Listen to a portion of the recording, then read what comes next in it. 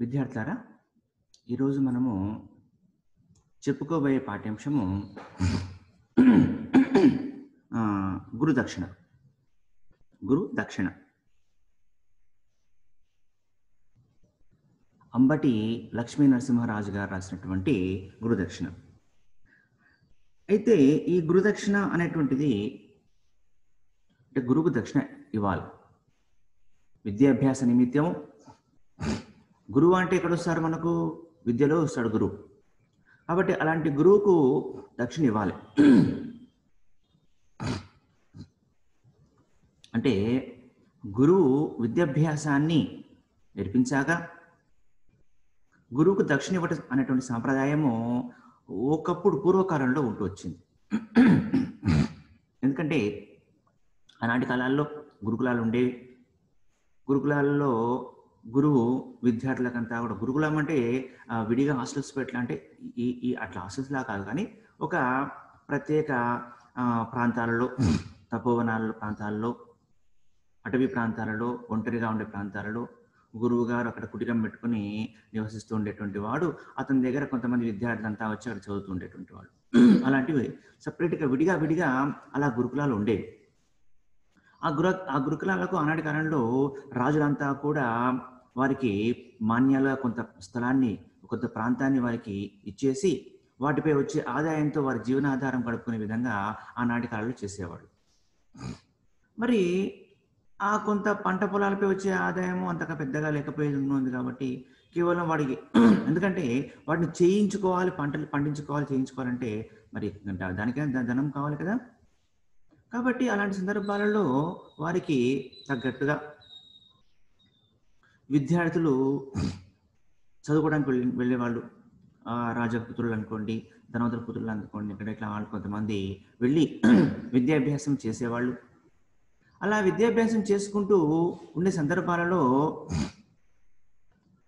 విద్యాభ్యాసం పూర్తయ్యాక, అంటే విద్యాభ్యాస కాలంలో కూడా ఆనాటి గురువులంతా కూడా ఏం చేసేవాళ్ళు అంటే విద్యార్థులకు తగ్గట్టుగా వారికి, అంటే వారికి శిక్షణ ఎలా ఇచ్చేవాళ్ళు అంటే వారికి అన్ని విషయాల పట్ల అన్నింట్లో కూడా వారికి వారి జీవనాధారం తగ్గట్టుగా అన్నింటినీ నేర్పిస్తూ వచ్చేవాళ్ళు.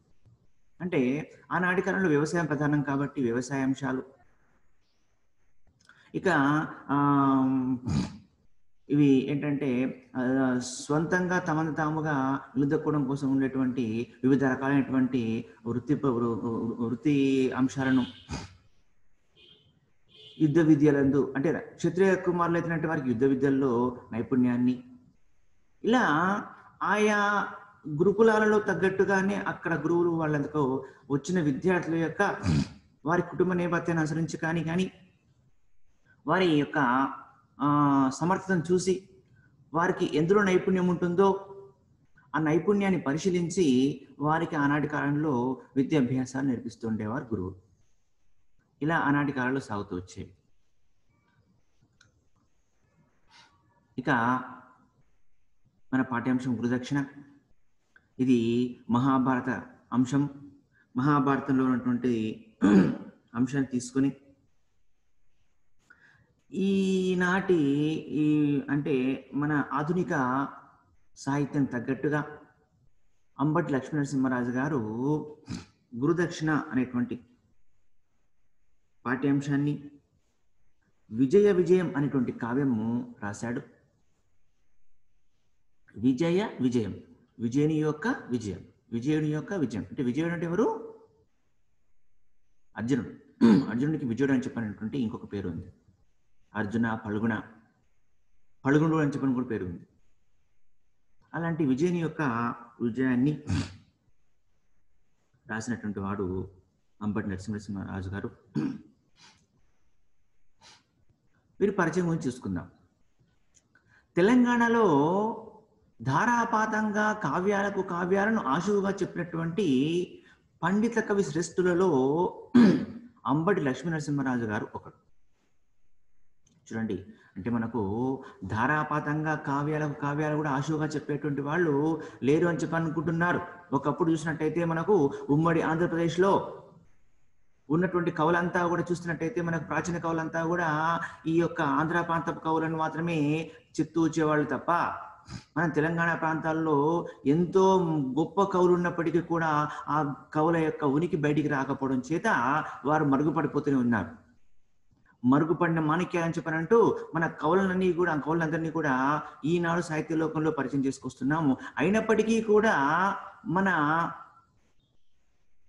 తెలంగాణ కవులు ఎంతో మంది ప్రసిద్ధకరమైన కవులు ఉన్నప్పటికీ కూడా ఈనాటికి కూడా మనకు వారి గురించి తెలుసుకోలేకపోతున్నాము. అది మన దురదృష్టకరంగానే చెప్పుకోవచ్చు. ఎంతో మంది కవులు ఉన్నారు, సుప్రసిద్ధ కవులు ఎంతో మంది ఉన్నారు తెలంగాణ ప్రాంతంలో. అంతెందుకు ప్రత్యేకించి చూసుకున్నట్టయితే మన సంస్థానంలో కూడా, అంటే వనపర్తి సంస్థానంలో కూడా సుప్రసిద్ధ కవులు ఉన్నారు కూడా.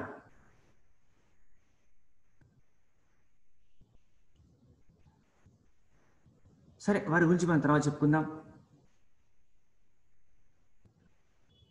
ఎందుకు పెద్దమందడిలో ఒక కవి ఉండేవాడు, ఒక 100 సంవత్సరాల కింద వరకు ఉండేటువంటి వాడు.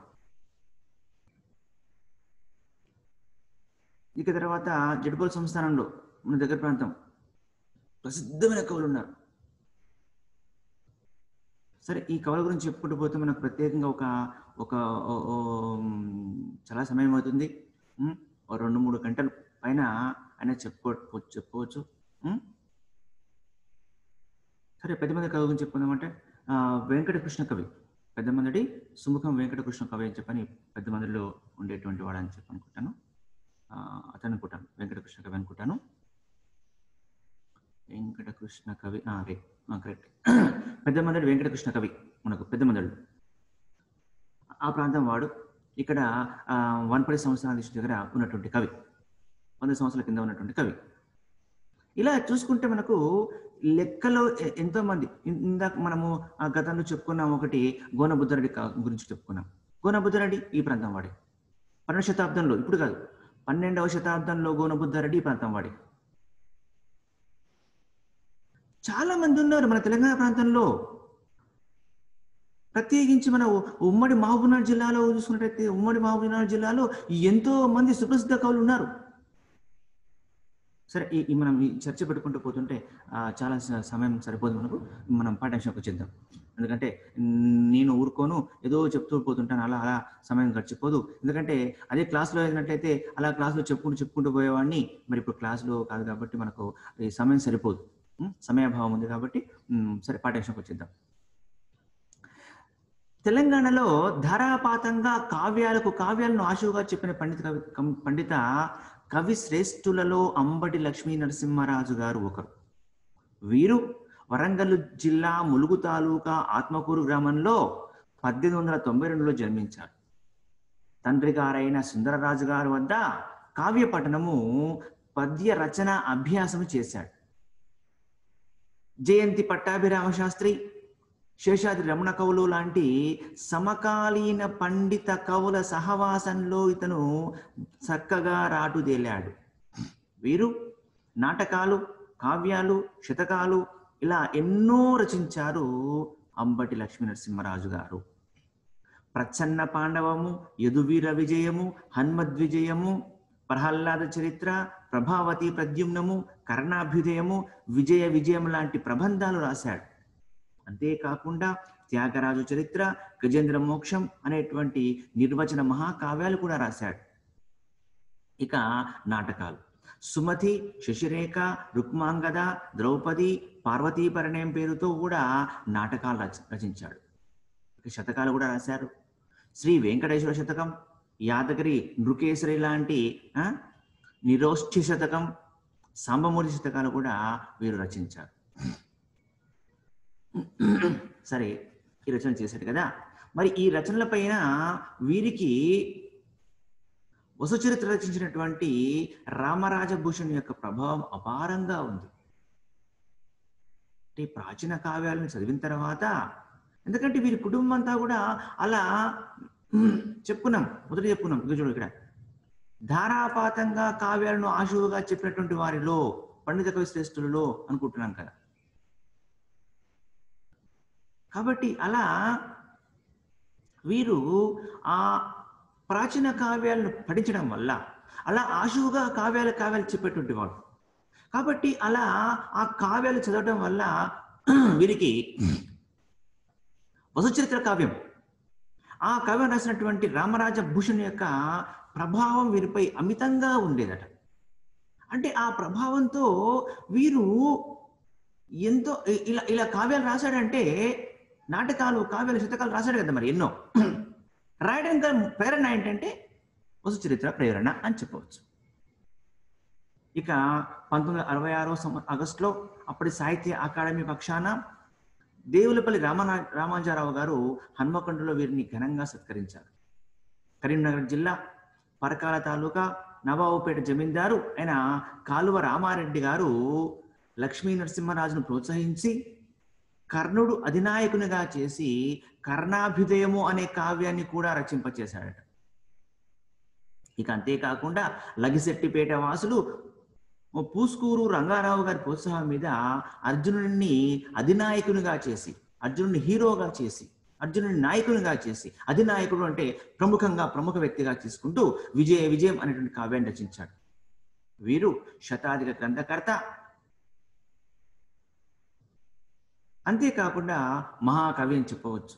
వీరి యొక్క రచనలు చాలా వరకు మనకు లభించలేదు. సరే, ఇకపోతే మనము పాఠ్యభాగ నేపథ్యకు వచ్చేద్దాం. పాంచాల దేశాధీశుడైనటువంటి ద్రుపదుడు, మహాభారతంలో ఉంది మనకు అంశం ఇది. పాంచాల దేశానికి రాజు ద్రుపద మహారాజు ఉన్నాడు కదా. ఆ ద్రుపద మహారాజు కూడా చిన్నతనంలో, బాల్యంలో విద్యాభ్యాస నిమిత్తము విద్య నేర్చుకున్నారు. ఎక్కడ? ఓ బ్రాహ్మణ శ్రేష్ఠుల దగ్గర, అక్కడ అడవుల్లో ఉండి విద్య నేర్చుకున్నారు. అప్పుడు విద్య నేర్చుకునే సమయంలో ఆ ద్రుపద మహారాజుకు ద్రోణాచార్యుడు సహాధ్యాయి, అంటే అతనితో పాటు అధ్యయనం చేసుకుంటూ వచ్చేవాడు, సహ విద్యార్థి అని చెప్దాం ఈనాటి కాలంలో. ఇప్పుడు మీరు ఉన్నారు కదా, మీరు క్లాసులు చదువుకుంటుంటారు కదా, మరి మీకు మీ స్నేహితురాలు ఉంటారు కదా, మీ స్నేహితురాలు మీకు ఏమవుతారు? సహ అధ్యాయులే అవుతారు. సహ అధ్యాయులు, అధ్యాపకుడు కాదు. సహ అధ్యాపకుడు అంటే అధ్యాపకునితో పాటు ఉండేవాళ్ళు సహ అధ్యాపకుడు. సహ అధ్యాయి అంటే అధ్యయనం చేయడానికి వచ్చేటువంటి వాళ్ళు అధ్యాయులు. ఇప్పుడు మీరంతా ఉన్నారు, విద్యార్థులు ఉన్నారు, కాబట్టి మిమ్మల్ని అందరినీ కూడా అధ్యాయులు అంటారు. మీతో పాటు చదువుకుని వచ్చినటువంటి వాళ్ళంతా కూడా సహ అధ్యాయులు. అలా ద్రుపద మహారాజుకు బాల్యంలో ద్రోణాచార్యుడు కూడా సహ అధ్యాయి. ఆ తర్వాత విద్యాభ్యాసం పూర్తయిన తర్వాత ద్రుపదుడు పాంచాల దేశానికి రాజుగా అయ్యాడు. ఇక ద్రోణాచార్యుడు మరి బ్రాహ్మణుడు కదా, మరి బ్రాహ్మణుడికి ఏం పెద్దగా ఏముండవు. ఇక తనకు రోజు కూడా బ్రాహ్మణులంతా నాటి కాలంలో రోజు కాసింత భిక్ష చేసుకుంటూ, లేకపోతే ఏ రాజప్రవాకము సంపాదించుకుంటూ రాజు దగ్గర ఉంటూ తమ జీవితాన్ని సాగిస్తూ వచ్చేవాడు. మరి ఆనాటి కాలంలో మరి వారికి ఎన్ని విద్యలు వచ్చినప్పటికీ కూడా ఆ విద్యలన్నీ కూడా వారికి శక్తి ఉంది, ఆ శక్తితో తమకు కావాల్సినవి పండించుకోవచ్చు, తమకు కావాల్సిన తెచ్చుకోవచ్చు. కానీ ఆ శక్తులన్నీ కూడా కేవలం లోక కళ్యాణ నిమిత్తం మాత్రమే వాడేవాడు. ఇప్పుడు మన దగ్గర ఏమన్నా అనుకోండి, మన దగ్గర ఇప్పుడు సపోజ్ మీరు ఉంటారు, మీ దగ్గర ఒక బంగారు ఉంది అనుకోండి, సపోజ్ బంగారు అనుకోండి, మీకు తినడానికి గతి లేదు, ఏం లేదు, అప్పుడు ఏం చేస్తారు? దాన్ని అమ్మేసుకుంటారు. అమ్మేసుకొని ఆ పూటకు తినడానికి చేస్తారు కదా. అంటే ఇక్కడ బంగారం అంటే విలువైన వస్తువు అని చెప్పవచ్చు. ఇలా ఆనాటి కాలంలో బ్రాహ్మణోత్తములు వారికి విద్య ఎంత వచ్చినప్పటికీ, ఎంతో శక్తి సామర్థ్యాలు ఉన్నప్పటికీ, అపార శక్తి సంపద ఉన్నప్పటికీ వారు తమ విద్యను మాత్రము పొట్టుకూటి కోసం ఉపయోగించుకోలేదు. ఈనాడు తప్పట్లేదు, మాకు విద్య నేర్చుకోవడము ఇలా పొట్టుకూటి కోసం అంటూ బతకలేక బడిపంతులుగా మేము బతుకుతున్నాం.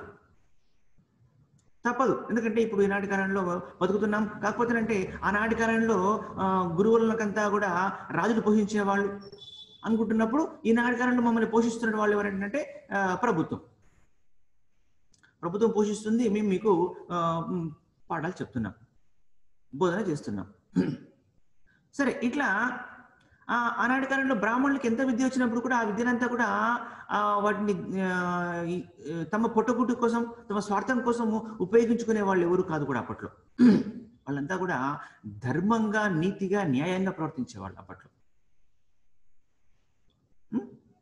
ఇప్పుడు చూడండి మనకు కొంతమంది తమకు వచ్చే విద్యలు, సాంకేతిక విద్యలు ఉంటాయి కదా, సాంకేతిక విద్యలన్నీ కూడా ఏం చేస్తున్నారంటే సమాజ కళ్యాణం కోసం కాకుండా, సమాజ హితం కోసం కాకుండా, ఇలా మనం చూస్తున్నాం పేపర్లో ఎన్నో అంశాలు చూస్తున్నాం, ఎన్నో అంశాలు కనిపిస్తున్నాయి. ఏంటంటే ఈ యాప్లను తయారు చేయడం, ఈరోజు కూడా పేపర్లో కనిపిస్తుంది. యాప్లను తయారు చేయడం, యాప్లను తయారు చేసేసి వడ్డీ రూపంలో డబ్బులు ఇవ్వటం, ఆ డబ్బులు కట్టకపోతేనంటే వారిని మానసికంగా వేధించడం, వాటి ద్వారా చక్రవడ్డీ రూపంలో డబ్బులు లాక్కోవడం అనేది జరుగుతున్నాయని చెప్పండి. ఇలా యాప్లు తయారు చేస్తున్నారంటే అది లోకహితం కోసం యాప్లు తయారు చేసుకోవడం మంచిదే, కానీ అది దుర్మార్గం చేయడం కోసం చేస్తున్నారు. చాలా మంది చేస్తున్నారు, మోసం చేస్తున్నారు. సమాజంలో ఎన్నో మోసాలు జరుగుతున్నాయి. ఇవన్నీ ఎలా అవుతున్నాయి? తమకు వచ్చిన విద్యను లోకహితాని కోసం ఉపయోగించకుండా తమ స్వార్థం కోసం ఉపయోగించడం అనేటువంటిది జరుగుతూ వస్తుంది నాటి కాలంలో. ఎంతో చూడండి. ఒకటి మీకు కూడా ఒకటి పెట్టాననుకుంటా, ఈరోజు పెట్టాననుకుంటా ఒకటి చిన్నది. ఒక అబ్బాయి, మన తమిళనాడులో ఒక అబ్బాయి డ్రోన్ తయారు చేసినట్టు, డ్రోన్ తయారు చేయడం కోసం ఎంతో కష్టాలు పడి, కడగండ్లు పడి, కష్టాలు పడి డ్రోన్ తయారు చేసి ఇక్కడ ఢిల్లీలో వెళ్ళి చూపించడం, అక్కడ 2వ బహుమతి పొందడం, తర్వాత ఫ్రాన్స్లో పోటీలు ఉంటే ఆ ఫ్రాన్స్ వెళ్ళడం కోసం తను పడ్డ కష్టాలు, కొంతమంది సహాయంతో అక్కడికి వెళ్ళి తన డ్రోన్ అక్కడ పెట్టి పోటీల్లో పెట్టి తను కనీసము చివరి బహుమతి లభిస్తుందా అని చెప్పారంటే చివరి బహుమతి నుంచి లభించబోయేసరికల్లా ఉసూరుమంటూ బయటికి వెళ్ళే సమయంలో 5వ ప్రైజు, 4వ ప్రైజు, 3వ ప్రైజు, 2వ ప్రైజు అని చెప్పేసరికల్లా ఇంకా తనకు రాలేదని చెప్పని అనుకుంటాం. ఎందుకంటే అక్కడికి వచ్చేటువంటి వాళ్ళంతా కూడా రకరకాల ధనికులు, ధనవంతులు, బెంజి కారుల్లో అలా వచ్చినటువంటి వాళ్ళు. తను ఒక్కడు అష్ట కష్టాలు పడుతూ అపసొపాలు పడుతూ పోయి అక్కడ పోయినటువంటి వాడు కాబట్టి ఇంకా తనకు రాదని చెప్పని ఏడ్చుకుంటూ అక్కడ వెళ్ళిపోయి అక్కడ నుంచి నిష్క్రమించే సమయంలో చివరికి మొదటి బహుమతి అతనికి వచ్చిందని కానీ ఒక్కసారిగా కుప్ప కూలిపోయి తన బాధనంతా ఎలగొట్టుకుని ఏడ్చేసి ఆ తర్వాత నిమ్మళంగా తనకు సాయం చేసిన వాళ్ళందరూ తలుచుకొని స్టేజ్ పై ఎక్కి అక్కడ ప్రథమ బహుమతి అందుకున్నాడట. మరి ఆ తర్వాత అతనికి ఇతర దేశాల వాళ్ళంతా కూడా కలిసి తనకి ఎంతో నీకు 16 లక్షలు, నెలకు 16 లక్షల జీతం ఇస్తాము, ఒక 1 కోటి రూపాయలతో నీకు ఒక ఇల్లు ఇస్తాము, తర్వాత నీకు బ్యాంక్ బ్యాలెన్స్ ఇస్తాము, డబ్బులు ఇస్తాము, రావయ్యా బాబు మా దగ్గర వచ్చి పంచేతురా అని చెప్పారంటే కూడా నిర్విద్ధంగా దాన్ని వదిలేసి భారతదేశం తిరిగి వచ్చిన తర్వాత అతని గురించి ఎమ్మెల్యేలు, ఎంపీలు తెలుసుకొని ప్రధాని గారికి తెలియజెప్పితే ప్రధాని గారు అతనికి DRDOలో సైంటిస్ట్గా ఉద్యోగం ఇప్పించాడట. చూడండి, అంటే విలువ, నేర్చుకున్న విద్యను విలువ ఇస్తూ ఈ దేశంలో చదువుకున్నాము, ఈ దేశానికి మనం ఏం చేస్తాము అనేటువంటి ఆలోచనలు ఉన్నాయి కాబట్టి అబ్బాయికి ఉన్నాయి కాబట్టి అబ్బాయి ఇతరులు ఎంత ధనాన్ని ఆశ చూపించినా తన విలువలను పోగొట్టుకోకుండా దేశం కోసం దేశానికి తిరిగి వచ్చేసి ఈనాడుతో తనకు DRDOలో చక్కటి ఉద్యోగం లభించిందట. కాబట్టి ఇలా అంటే స్వార్థానికి, తనకు వచ్చినట్టు విద్యను స్వార్థానికి ఉపయోగించకుండా లోకహితం కోసం, లోక కళ్యాణం కోసం పాటుపడాలని చెప్పని ఆనాటి కాలంలో బ్రాహ్మణులు ఉండేవాడు. మరి అతనికి ద్రోణునికి అతని దగ్గర ఎన్నో శస్త్రాలు ఉన్నాయి. బ్రాహ్మణుడు కాబట్టి అతనికి బ్రాహ్మణుడు కూడా అతని గురువు. ఇప్పుడు ఈ ద్రుపదునికి ఏం చేశాడు? రాజు ఆ స్వార్థం కోసం ఉపయోగించుకుంటాడని చెప్పని ద్రుపదునికి అతని గురువు ఒక ఏమంటారు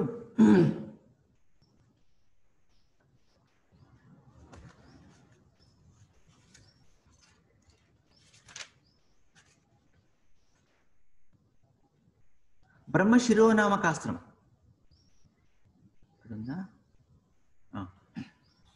బ్రహ్మశిరోనామకాస్త్రం అనేటువంటిది చాలా గొప్ప అస్త్రం. మళ్ళీ ఆ అస్త్రము వీరి గురువు మరి ద్రుపదునికి ఇవ్వలే. ఎందుకు? వాడు క్షత్రియుడు. ద్రుపదుడు క్షత్రియుడు. మరి ఆడికి ఆ అస్త్రం ఇస్తే ఏం చేస్తాడు? ఏదో సమయంలో దాన్ని రాజుగా పరిపాలన చేస్తున్నాడు కాబట్టి ఇతర రాజులను అంతా కూడా లొంగ తీసుకోవాలంటే ఆ అస్త్రాన్ని ప్రయోగించి వారిని అందరూ లొంగ తీసుకుంటాడు. అంటే ఇక్కడ ఏంది? తన యొక్క స్వార్థానికి ఉపయోగిస్తాడు కాబట్టి ఏం చేశాడు? గురువు ఏం చేశాడు? ద్రుపదునికి ఆ అస్త్రాన్ని నేర్పించలేదు, ఆ అస్త్రాన్ని ఇవ్వలేదు తనకి, కానీ ద్రోణునికి ఇచ్చాడు. ద్రోణుడు ఎందుకంటే తను బ్రాహ్మణుడు కాబట్టి, ఆ తర్వాత గురువుగా ఉంటాడు కాబట్టి, ఎందుకంటే అతని గురువు తన కాలం తిరిగిపోయిన తర్వాత ఆ అస్త్రాన్ని ద్రోణుడికి ఇచ్చాడు. ద్రోణుడు దాన్ని చెప్పాడు, ఒకటి నియమం, ఇది ఎట్టి పరిస్థితుల్లో కూడా నువ్వు ఎవరికి ఉపదేశించినా, ఎవరికి ఇచ్చినా, నువ్వు ఉపయోగించినా కూడా ఎట్టి పరిస్థితుల్లో దీనిని అసహాయుల పైన ప్రయోగించకూడదు. అది కూడా తప్పనిసరి పరిస్థితులు ఏర్పడ్డప్పుడు మాత్రమే దీన్ని ఉపయోగించాలి. అత్యంత కఠినమైన పరిస్థితులు అంటే ఇక చాలా క్లిష్టమైన పరిస్థితులు మాత్రం ఉపయోగించాలి అంటూ ఆ అస్త్రాన్ని ఇచ్చాడు మరి ద్రోణునికి. మరి ఇన్ని అస్త్రాలు ఉన్నప్పటికీ, ఎంతో ఉన్నప్పటికీ, విద్య ఉన్నప్పటికీ తను దేహి అని చెప్పాను అంటే తను తన విద్య ద్వారా ధనం సంపాదించుకోలేదు, ధన సంపాదన కోసం ఉపయోగించుకోలేదు. కటిక దారిద్ర్యాన్ని, దుర్బల దారిద్ర్యాన్ని అనుభవిస్తున్నప్పటికీ, అంటే తర్వాత గురుకులం అయిన తర్వాత అతను కూడా వివాహం చేసుకొని జీవనం గడుపుతుంటాడు. కడు దారిద్ర్యం. ఇక తన యొక్క మిత్రుడు ఉన్నాడని చెప్పని చెప్పుకోవడం చేత నా మిత్రుడు ద్రుపదుడు మహారాజుగా ఉన్నాడని చెప్పని చెప్తే, తమ యొక్క దారిద్ర్యాన్ని అధిగమించడం కోసం, తమ దారిద్ర్యం, అయ్యా మరి మనం కటిక దారిద్ర్యంలో ఉన్నాము, మన జీవానికి వృత్తి కష్టంగా ఉంది కదా, మరి ఎంతకాలం రోజు భిక్షాటన చేసుకుంటూ మనం ఎలా బతుకుతాము, కాస్తో కూస్తో మరి మీ మిత్రుడు అంటున్నావు కదా, మీ మిత్రుని దగ్గరికి వెళ్ళు, అతను ఏమైనా సాయం చేస్తాడేమో సాయం తీసుకో, తద్వారా ఏదైనా గురుకులంలో మనము పెట్టుకుంటూ అతను ఏదైనా కాస్త సాయం ఇచ్చినట్టయితే మనము మన జీవనం సాగించుకుందామని చెప్పని భార్య యొక్క ప్రేరణ మేరకు ద్రోణుడు ద్రుపదుని దగ్గరికి వెళ్తాడు. కానీ అక్కడ ద్రోణాచార్యుని ఆ ద్రుపదుడు ఏం చేశాడంటే, అధికార గర్వం వచ్చింది, రాజు అయ్యాడు కదా, అధికార గర్వం వచ్చేసి తన చిన్ననాటి మిత్రుడైనటువంటి ద్రుపదుడు తన బాల్యమిత్రుడైనటువంటి ద్రోణుణ్ణి, అంటే ద్రుపదుడికి పాంచాల దేశ రాజు కావాలనే అహంకారం వచ్చేసింది, చక్కటి అహంకారం వచ్చేసింది. అహంకారంతో ఏం చేశాడు తను అంటే, తన బాల్యమిత్రుడైనటువంటి ద్రోణుణ్ణి చూసి సహాయం చేయకపోగా అవమానించి తన రాజ్యం నుంచి వెళ్ళగొడతాడు. అప్పుడు ఆ ద్రుపదుడు చేసినటువంటి ఆ యొక్క అవమానాన్ని ద్రోణుడు సహించలేకపోయి తన మనసులో పట్టి బాధిస్తూనే ఉంటుంది. ఆ బాధ తట్టుకోలేక అలాగే బాధను మనసులో పెట్టుకుని ఉంటాడు. ఇక సరే సమయం వచ్చిన చూద్దాము అని చెప్పని అనుకుంటుంటాడు. అలా అనుకుంటూ అలా వస్తున్న సందర్భంలో ఈ కౌరవ పాండవులు యొక్క జననం ఉంటుంది. కౌరవ పాండవుల దగ్గర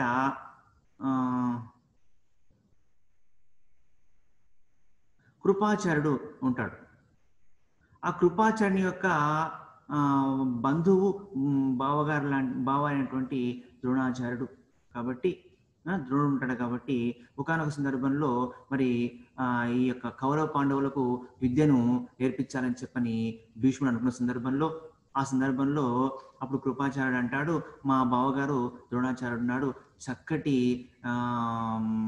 అధ్యాపకుడు, తనకెన్నో విద్యలు వచ్చు అని చెప్పని చెప్తే, సరే అని చెప్పని ద్రోణాచార్యుడిని భీష్ముడు పరీక్షించి ఇక తమ యొక్క మనుమళ్ళకు కౌరవ పాండవులకంతా కూడా విద్యాభ్యాసాన్ని నిర్వహించడం కోసం ద్రోణుణ్ణి తమ రాజ్యానికి పిలిపించుకొని తమ కౌరవులు 100 మందికి, పాండవులు 5 మందికి కలిపి విద్యాభ్యాస నిమిత్తం అతన్ని పెట్టుకుంటారు. తమ యొక్క రాజ్యంలో పెట్టుకొని శిక్షణ ఇప్పిస్తుంటారు. ఇక ఆ సందర్భంలో వీరికి విద్య నేర్పించే సందర్భంలో ద్రోణుడు పాండవులకు కౌరవులకు విద్య నేర్పించే సందర్భంలో వారిని విలువిద్య కౌశలం నేర్పించే సందర్భంలో సమయంలో వారికి ఒక బాణం ఎలా ప్రయోగం చేయాలి, ధనుర్విద్య ఎలా నేర్చుకోవాలని చెప్పిన సందర్భంలో వారికి ఒక నైపుణ్యం అంటే ఫస్ట్ మొట్టమొదటి ఏం చేస్తారంటే ఎవరెవరికి ఏ అంశాల్లో నైపుణ్యం ఉందో పరీక్షిస్తారు కదా. అలా పరీక్షించిన సందర్భంలో ఇక కౌరవ పాండవులందరికీ అందరికి బాణం ఇచ్చేసి చెట్టు పైన ఒక లక్ష్యాన్ని పెట్టి అక్కడ చెట్టు పైన ఏం కనిపిస్తుందని చెప్పని అందరినీ ఒక్కొక్కరిని పిలిచి అడిగితే ఒక్కొక్కరు చెట్టు పైన ఆకులు కనిపిస్తుంది, కొమ్మలు కనిపిస్తున్నాయి అని చెప్తూ వస్తుంటారు. ఇలా అందరినీ పరీక్షించాక చివరికి అర్జునుడిని నీకు అక్కడ చెట్టు పైన ఏం కనిపిస్తుంది అంటే చెట్టు పైన తనకున్న లక్ష్యం ఒకటి పెడతాట జాగ్రత్తగా చూసేసి చెట్టు పైన కొమ్మలు ఆకులు కాకుండా ఇంకేం కనిపిస్తుంది అంటే లక్ష్యాన్ని చూసినట్టయితే చివరికి అక్కడ తన లక్ష్యం ఒకటి పైన ఒక పిట్టనో జంతువు ఏదో ఉంటుంది, దాని యొక్క కన్ను కనిపిస్తుంది నాకు అని చెప్పని లక్ష్యం చెప్తాడు. అంటే లక్ష్యం ఏంటో చెప్పేసరికల్లా ఈ యొక్క పార్థునికి ఈ యొక్క అర్జునునికి చక్కటి నైపుణ్యం ఉంది అని చెప్పని అనుకుంటూ మరి ఆ లక్ష్యం కనిపించింది కదా, ఆ లక్ష్యాన్ని ఛేదించు అంటే గురిపెట్టి ఆ లక్ష్యాన్ని కొట్టే ప్రయత్నం చేస్తాడు. అలా ప్రయత్నం చేస్తున్నప్పుడు వాడిని చూసేసి అంటే మామూలుగా అందరికీ విలువిద్య నేర్పించేస్తాడు, బాణ ప్రయోగము ఎలా చేయాలో నేర్పిస్తాడు అందరికీ. అంతవరకు బాణం ఎలా ప్రయోగించాలో నేర్పించిన తర్వాత పరీక్ష పెట్టినప్పుడు ఆ పరీక్షలో ఈ యొక్క పార్థుడే పరీక్షలో నెగ్గుతాడు. అంటే విలువిద్యలో సాటిలేనటువంటి వాడుగా తయారవుతాడు. అంటే అప్పుడు ఆ యొక్క లక్ష్యాన్ని గురి చూసి లక్ష్యాన్ని భేదించడం అనేటువంటిది అర్జునునికి లభిస్తుంది. కాబట్టి అలా లక్ష్య చేతన చూసిన తర్వాత ద్రుపదుడు అర్జునునికి మొత్తం విలువిద్యలో ఉన్నటువంటి నైపుణ్యాలు మొత్తం నేర్పిస్తాడు. విలువిద్యలోని నైపుణ్యాలు మొత్తం నేర్పిస్తారు. అట్లా ఆనాటి గురువులు విద్యార్థులకు ఏ అంశాలపైన ఎక్కువ ఆసక్తి ఉందో చూసి ఆ అంశాలపైన ఎక్కువ తరఫీదు ఇవ్వడం అంటూ చేస్తారు. అందుకోసమే మనకు పాండవులంతా కూడా ఒక్కొక్క అంశంలో ఒక్కొక్క నైపుణ్యం కలవాళ్ళు. అలా వాళ్ళ యొక్క నైపుణ్యాన్ని చూసి వారికి విద్య నేర్పించినటువంటిది ఆనాటి గురుకాల్లో చేస్తున్నటువంటి అంశాలు.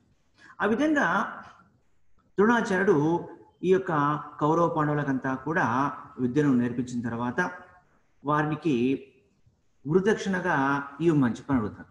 అప్పుడు వెంటనే వీళ్ళంతా కలిసి గురుదక్షిణ, గురుగారు మీకు చెప్పండి, మీకు ఏం గురుదక్షిణ కావాలి చెప్పండి, మేము ఇస్తామని చెప్పని అంటే అప్పుడు గురుగారు అంటారు, నా గురుదక్షిణగా ఏమీ అక్కర్లేదు, ద్రుపదుణ్ణి పాంచాల దేశ రాజు అయినటువంటి ద్రుపదుణ్ణి పట్టి బంధించి తీసుకుని రండి అని చెప్పని చెప్పటం. అలా చెప్పగానే వెంటనే కౌరవులు ఇదంతసేపు ఇదంతా పని, మేము పట్టి బంధించి తీసుకొస్తామని చెప్పని కౌరవులు 100 మంది కలిసి పరిగెత్తుకొని పోయి ద్రుపదుని దగ్గరికి పోతే ద్రుపదుడు అత్యంత శక్తివంతుడు కాబట్టి ఆ ద్రుపద మహారాజు వీళ్ళందరినీ ఓడిస్తాడు. ఆ తర్వాత పాండవులు ద్రుపద మహారాజు దగ్గరికి యుద్ధానికి వెళ్ళి ఒక్క అర్జునుడు మాత్రమే తన యొక్క బాణ ప్రయోగం చేత, అంటే అర్జునుడుగా మిగతా వాళ్ళంతా కూడా మిగిలిన యుద్ధ రంగంలో వాళ్ళు కూడా పాల్పడుతుంటారు. అర్జునుడు తన బాణ ప్రయోగంతో ద్రుపదుణ్ణి బంధించి తీసుకొని వచ్చేసి ఆ గురువుకు గురుదక్షిణగా సమర్పించడం జరుగుతుంటుంది. అలా అర్జునుడు గురుదక్షిణగా తన యొక్క గురువుగారి యొక్క బాల్యమిత్రుణ్ణి సమర్పించిన తర్వాత ఆ గురువు అయినటువంటి ద్రోణుడు అర్జునుడి యొక్క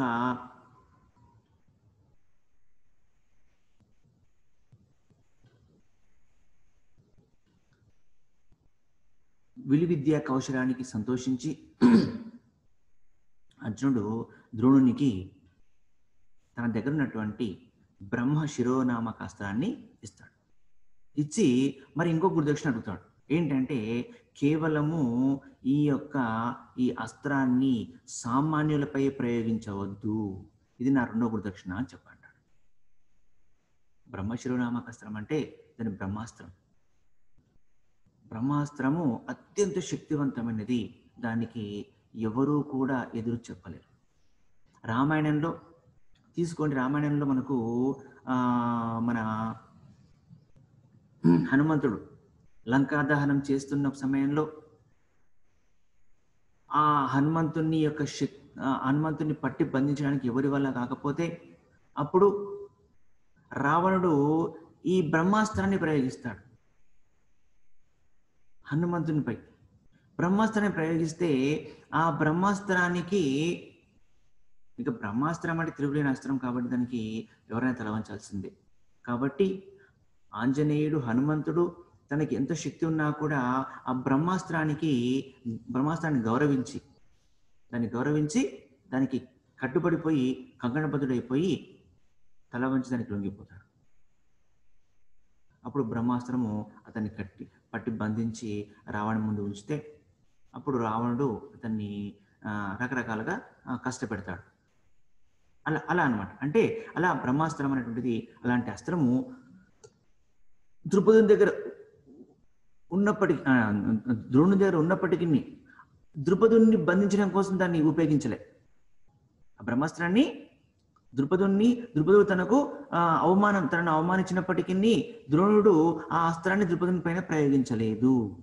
ఎందుకు? సామాన్యుల పైన ప్రయోగించకూడదు. సామాన్యులు కాకుండా శక్తివంతుడు ద్రుపదుడు అయినా కూడా దానిపై ప్రయోగించలేదు. ఎందుకంటే అది సమయానుసారంగా అది ఏ సమయంలో ప్రయోగించాలో అలాంటి సమయంలోనే ప్రయోగించాలి కాబట్టి అలా ప్రయోగించలేదు ద్రోణుడు.